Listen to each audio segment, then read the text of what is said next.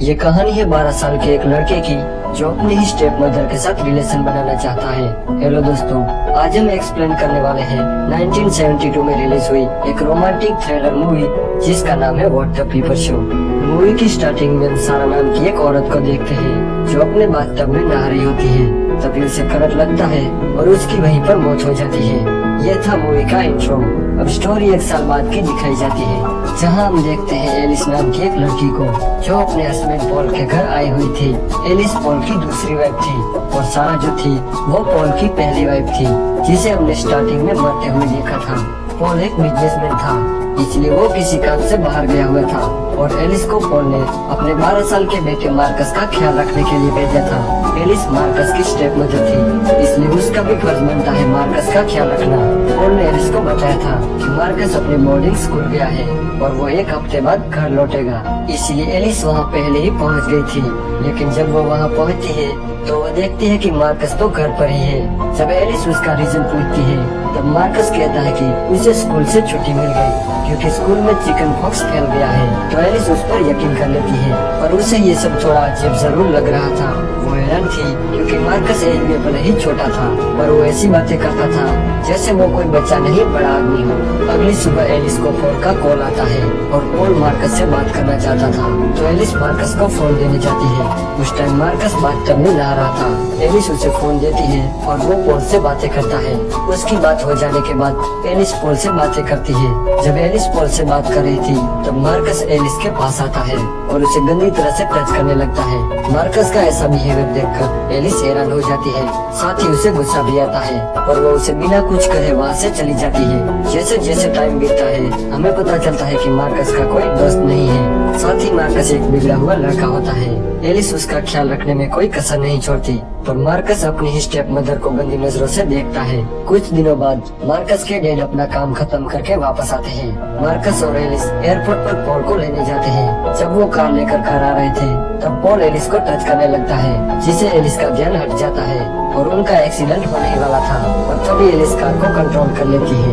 घर आने के बाद एलिस और पॉल इंटीमेट होते हैं और मार्कस बाहर खेल रहा होता है। उस समय तीनों एक होटल में डिनर करने के लिए जाते हैं जहाँ पॉल एलिस से पूछता है कि क्या तुमने मेरी तिजोरी में से पैसे निकाले हैं?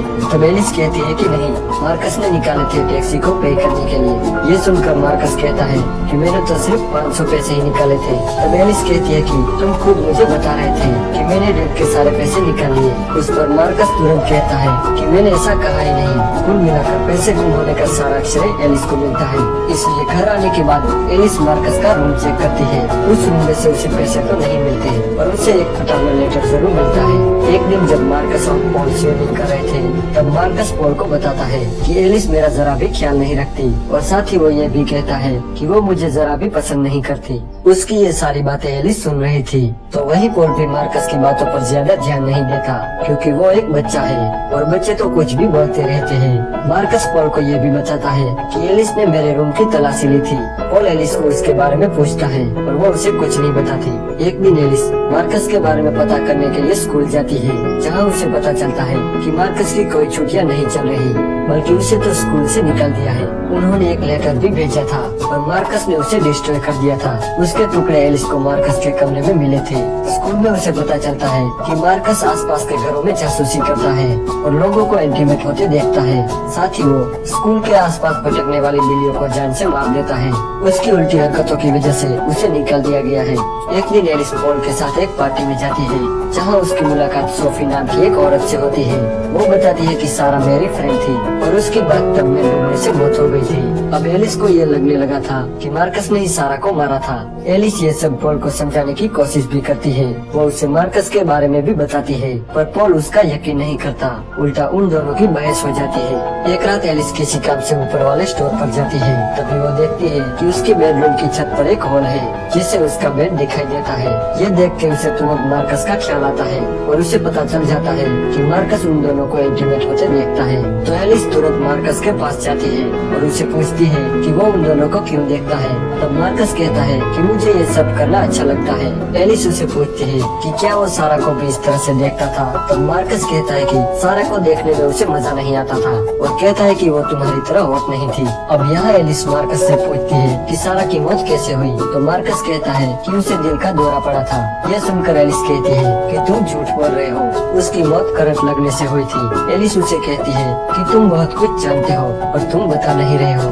इस पर मार्कस कहता है कि मैं यह सब तुम्हें क्यों बताऊं, मुझे इसमें क्या मिलेगा। तब एलिस उसे पैसे ऑफर करती है पर वो मना कर देता है और कहता है कि उसे एलिस चाहिए। तब एलिस एक एक करके अपने कपड़े उतारने लगती है और मार्कस उसके सवालों के जवाब देने लगता है। वो कहता है कि सारा को एक हार्ट कंडीशन थी जिसके बारे में किसी को पता नहीं था। उसने ये बात पॉल को भी नहीं बताई थी। मार्कस कहता है कि उसे ये बात डॉक्टर के एक लेटर से पता चली है। तब एलिस को लगता है कि मार्कस झूठ बोल रहा है और वो उसकी बातों पर बिल्कुल यकीन नहीं करती और वहाँ से चली जाती है। इसके बाद एलिस वो हॉल पॉल को दिखाती है और जब वो वहाँ देखते हैं तो वहाँ कुछ भी नहीं था।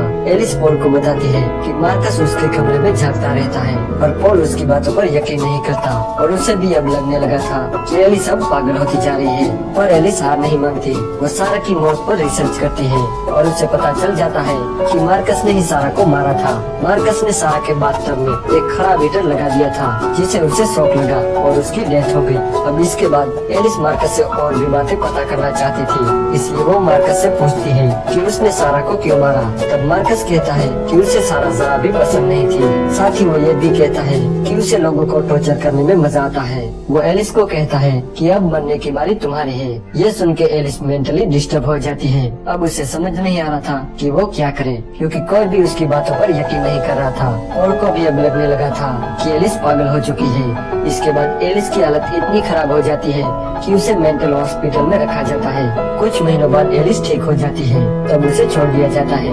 एक दिन ये तीनों पार्क में घूम रहे थे। पॉल और एलिस बातें कर रहे थे और मार्कस अपने डॉग के साथ खेल रहा था। कुछ देर बाद एलिस और मार्कस मिलते हैं और सारा की मौत पर बात करने लगते हैं। मार्कस एलिस से कहता है कि वो अब उसको नहीं मारेगा क्योंकि वो अब उसे पसंद करने लगा है। एलिस भी उसके साथ अजीब अजीब बातें करने लगती है और मार्कस को बताती है कि वो लोग पॉल को मार के कहीं दूर भाग जाएंगे और एलिस मार्कस को किस करती है। इसके बाद एलिस एक रोड पर तेजी से आती हुई कार को देखती है। ये देख के एलिस डॉग के टॉप को रोड पर फेंकती है। जब डॉग उस टॉप को रोड पर लेने जाता है तब मार्कस भी उसे बचाने के लिए उसके पीछे भागता है, लेकिन वो कार मार्कस को एक जोरदार टक्कर मारती है और मार्कस की वहीं पर मौत हो जाती है। और एलिस बस मार्कस की बॉडी को देखकर मुस्कुराने लगती है। अब वो आजाद है। उसने ये प्लान बनाया था और उसमें कामयाब रही और मूवी यहीं पर एंड हो जाती है।